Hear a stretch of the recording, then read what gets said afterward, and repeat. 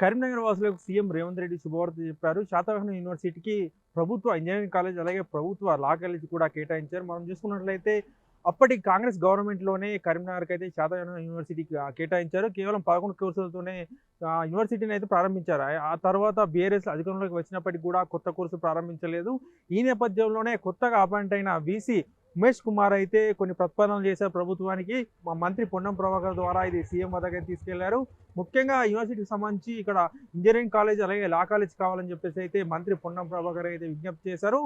పొన్నం ప్రభాకర్ ఈ విషయాన్ని అయితే సీఎం దృష్టికి తీసుకెళ్లగా పెద్దపల్లి పర్యటనలో సీఎం రేవంత్ రెడ్డి అయితే శాతవాహన యూనివర్సిటీకి అయితే లా కాలేజ్ అలాగే ప్రభుత్వ ఇంజనీరింగ్ కాలేజ్ కూడా ప్రకటించారు. అయితే ఇది వచ్చే విద్యా సంవత్సరం నుంచి ఈ కాలేజీ ప్రారంభించే అవకాశం ఉన్నట్లయితే తెలుస్తుంది. అయితే ఉమేష్ కుమార్ వీసీ బాధ్యతలు చేపట్టిన తర్వాతనే ఇంకా శాతవాహన యూనివర్సిటీకి సంబంధించి అభివృద్ధికి సంబంధించి అయితే చాలా చర్యలు తీసుకుంటున్నారు. ఇందులో భాగంగానే యూనివర్సిటీ విస్తరించాలని చెప్పేసి అయితే ఆయన నిర్ణయం తీసుకున్నారు. మనం చూసుకోవచ్చు ఓయూలో కావచ్చు అలాగే కాకతీయలో కావచ్చు అనేక కోర్సులు ఉన్నాయి. చాలా మంది విద్యార్థులు చదువుకుంటుంటారు.